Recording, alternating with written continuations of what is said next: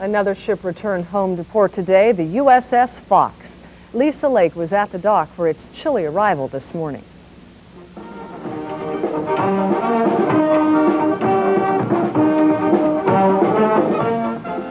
Not even the cold and rain could put a damper on the excitement of the USS Fox's return. As the ship prepared to dock, loved ones waiting nearby could barely withstand the anxiety. I've had 6 months of the kids, managing the books, the money, the jobs, working overtime. I'm glad he's back. I'm ready. Like, my heart's all aflutter, and I love you, Miguel, and I can't wait for him to see the baby because he hasn't seen her for 6 months, and she's walking and talking, so I can't wait for him to see her and give him a big hug, tell him how much we missed him. All of this excitement is not without good cause. You see, the Fox has been out to sea for the past 6 months, and though it may have seemed like 6 months waiting for the ship to dock, the moment they've been waiting for could not have arrived a minute sooner. How you doing?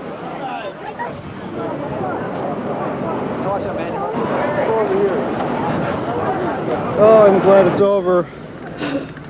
6 months is a long time. It's a long time. And when you're out to sea, you're out of touch, so it's really hard. It makes it hard. Christmas is going to mean a whole lot. Oh, yeah, this is our first Christmas together, and it's, yeah, we're newlyweds, and we've had like 6 months together. We've been married like 6 weeks together. We've been 8 months and a couple of days, and it was just too long. The excitement of a ship's homecoming is always something here on the pier, but Ed Linderman has been on board the USS Fox since it left Hawaii. He has that side of the story. When the guided missile cruiser USS Fox sailed into San Diego Bay this morning, it marked the end of one era and the beginning of another. The Fox, despite all of her sophisticated equipment, despite a proud tradition that includes the rescue of 4 downed pilots in the Persian Gulf, has become a victim of the new, leaner Navy. The Fox is being decommissioned. This was her last deployment. I understand that a number of economies have to be made, and I understand what the President and the military leaders are doing. It's unfortunate that a lot of fine people are being discharged and good equipment is being laid up. Just work. But as one era ends, another begins. The new Navy will have women serving on combat ships. And here the Fox gets another distinction. She's the first warship to have females on a long deployment. Lieutenant Lisa Schweinfurth was the Fox's electronic warfare officer. Lieutenant J.G. Holly Russell was in charge of the Fox's missile room. When the Fox sailed out of San Diego last June, much was made of the historical significance of having Schweinfurth and Russell on board. Neither officer was very happy with all of the attention. They told me they simply wanted to do their jobs and learn as much as they could. In fact, they say the experience was everything they hoped it would be and more. People were very accepting. People were very supportive. Professional atmosphere. I think we both feel like we're very much so a part of this crew, that, you know, we're a part of Fox. We'll take our learning experience with them. I don't know if I really consider what we did so special, or, you know, oh, you're the first. You know, we don't think of it that term. We think of it as we did our jobs. And we're happy to have Ed back with us to tell us a little more about your trip. Happy to be back, Kimberly. A lot more to come. What we have just seen is only a small part of the story we will be telling you on 10 News at 5 o'clock during the week of December 27th. A 10 News crew sailed with the Navy for a week so we could show you the Navy you don't see, the work, the conditions. We'll hear more from the 2 female officers. We'll show you more Navy history. The Fox is the only ship ever to be commanded by a father and then his son. Life on the high seas, the Navy you don't see. You're still swaying a little bit. Maybe that'll stop by then. Okay. These are uncertain times for the nation's military. The services are shrinking because of defense cutbacks. The Navy has always been an important part of San Diego, but what do we really know about life at sea? This month, Ed Linderman and a 10 News crew spent a week aboard a Navy warship to bring us a series of reports we call The Navy You Don't See. He joins us now with more. Ed? We are about to find out. This month, 2 San Diego-based ships returned home after 6 months at sea. Now, the pictures you saw on TV were of joyful Navy families, ecstatic over being reunited in time for Christmas, smiling, hugging, crying. And those are the pictures of the Navy we usually see. Maybe if there's trouble in the world somewhere, we get a 30-second clip of the outside of a Navy ship. That's all. Well, that's about to change. This week, 10 News takes you aboard a Navy warship, the USS Fox. We joined her in Pearl Harbor, along with some other civilian sailors. This is not the method of travel for most people when they leave Hawaii for the U.S. mainland. But then, these are no ordinary travelers. They've even got a name. They're Tigers. And as they leave Pearl Harbor aboard a Navy-guided missile cruiser, the USS Fox, these Tigers are beginning a journey that they'll remember for the rest of their lives. Over the next 7 days, they'll live the life of a Navy sailor at sea. You can read a novel, you can see a movie, that until you've actually walked the deck plates, it's pretty damn difficult to see what it's really all about. So, who are these Tigers anyway? They're the sons and fathers, brothers and uncles, nephews and friends of the Fox's crew. There's a young guy that goes to our church, and I'm the closest thing to parents in California he's got. Putting family members and friends aboard ships that are sailing back to the West Coast from Pearl Harbor is part of Navy tradition. To get that bonding between the individuals so that they can renew friendships, renew acquaintances, help with a father-son relationship. The Tigers, they range in age from 9 to 67. Flew into Honolulu just before the Fox and the battle group she was part of set sail. Early on, many of the Tigers, including the 10 News crew, experienced an unfortunate but all too common occurrence of life on an open ocean. Seasickness, as the Fox churned through some relatively heavy seas. But once we got our sea legs, You guys feeling better this morning? All of us. the focus quickly turned to life aboard a Navy warship.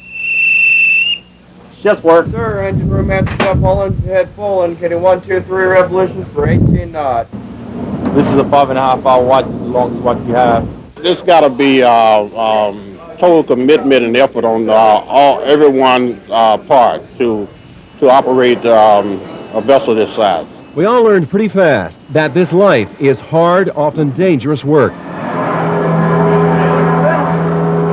During a 6-month deployment, a deployment that had the Fox running point for the battle group in the volatile Persian Gulf, Block flutter. the crew's focus has to be on the job. Take track with maximum gusto there, Eric. My ship had to be ready. There's not a chance that you're going to get some kind of advance warning and say, okay, well, by this afternoon we're going to be ready. You have to be ready right now. Angle.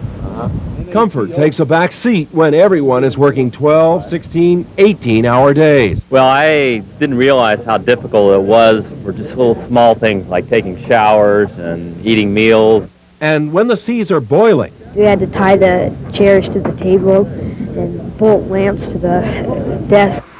warships are designed around their weapon systems and engineering. Habitability, sleeping quarters, bathrooms, come second. For many of us, this was an amazing sight. 50 people literally living on top of each other. The biggest problem here? That's easy. There's not much privacy. And that includes the bathroom. 80, that's right, 80 sailors shave and shower here. 7 sinks, 7 showers. Every morning it's a whole other routine, starting the day all over again. The guys are getting ready to go on watch. Daily inspections keep things ship-shape. There you go. But the Tigers didn't just observe. They did. Aboard the Fox, you can navigate a multi-million-dollar combat vessel one moment. So give me the latest on 6-1. Give me the latest on 6-1. Fight a shipboard fire the next. All right, now come up and smell. Oh, I got it. Your dreams of flight can come true, as long as you remain tied down to the deck. There's even time to be alone with your thoughts. And speaking of thoughts, reflections on the experience. You know, if this is an indication, this ship, these guys are an indication of what our military service is now. We're in good hands. And believe it or not, toward the end of the cruise, the Fox's flight deck becomes a beach. Well, there's no sand here. This is steel. A steel beach. Hi, Mom. The Steel Beach Picnic shows off the versatility of the Fox's crew. Take 2 corpsmen, mix in a cook and a personnel guy, and you have Mr. Bones, the ship's rock band. The sea wasn't the only thing rocking and rolling during our Tiger cruise. Tomorrow you'll get a close-up look at 2 of the Fox's crew members who made history during the deployment. In the days ahead, we'll see Miramar and North Island air squadrons going off the deck of an aircraft carrier. Pat, I've been on about a half dozen of these things, and I've always wondered why do they call them tiger cruises, or tigers? We wondered the same thing. You know how the military always likes to nickname everything, their operations, their exercises? It helps everybody with identification. Well, Tiger simply stands for the spirit and enthusiasm of these guests on board. That's before the rocking and the rolling. Yeah, we were pretty tigerish afterward. I understand. When the guided missile cruiser USS Fox returned home to San Diego this month following 6 months at sea, 2 of her officers had made naval history. You'll meet them tonight as we join Ed Lenderman live aboard the Fox for part 2 of his series, The Navy You Don't See. Hello, Ed. Hello, Carol. We're on the Fox's bridge. We spent a lot of time up here during our week aboard the Fox. Now the big cruiser is docked here at 32nd Street following a history-making deployment. A deployment that included 3 months on patrol in the volatile Persian Gulf. The 2 women you're about to meet could have had an easier first assignment. When Congress lifted the ban on women serving aboard combat ships, the Navy announced plans to put hundreds of women on combat ships next year. They'll be going aboard aircraft carriers. But the Fox sailed before the ban was lifted, and 10 News was aboard during the Fox's last week at sea.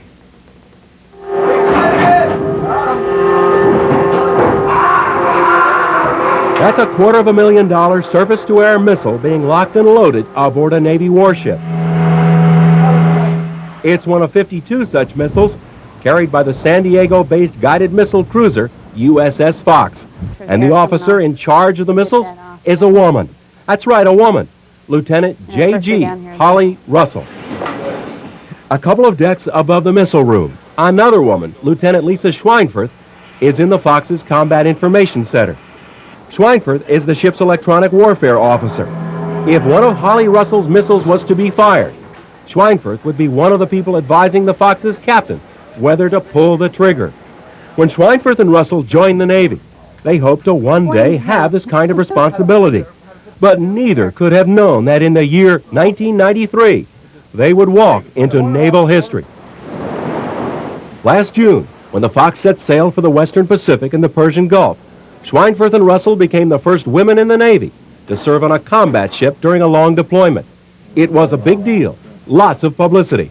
But these 2 young officers tried very hard not to get caught up in it. It's a job that I do. I'm a naval officer just like all the other naval officers, and I'm here doing a job. I don't know if I really consider what we did so special, or, oh, you're the first. We don't think of it that term. We think of it as we did our jobs. We had a good team. We were part of Team Fox.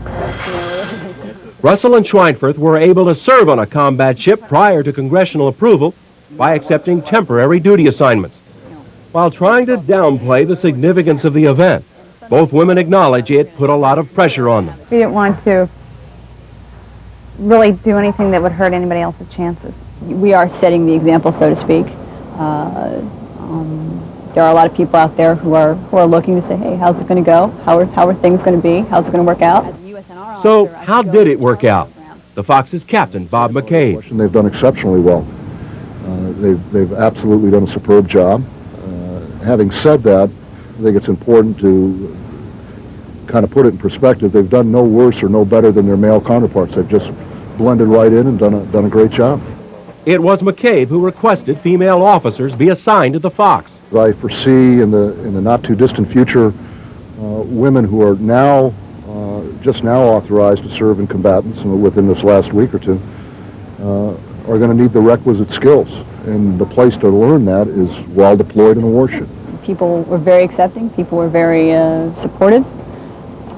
Professional atmosphere. This is home for 6 months. Schweinfurth and Russell shared a room, and with only 2 females on board, it wasn't necessary to make any renovations in the ship for private bathrooms. The women say they could have never gotten this kind of experience on a non-combat ship. Practical experience that I had book knowledge on, but not hands-on experience. Weather facts, stuff. This ship is designed for a specific mission, which the ships that women are able to be on do not do at all, and so therefore you do not have the same equipment, you do not have the same weaponry capabilities, things like that. We've got the new up-to-date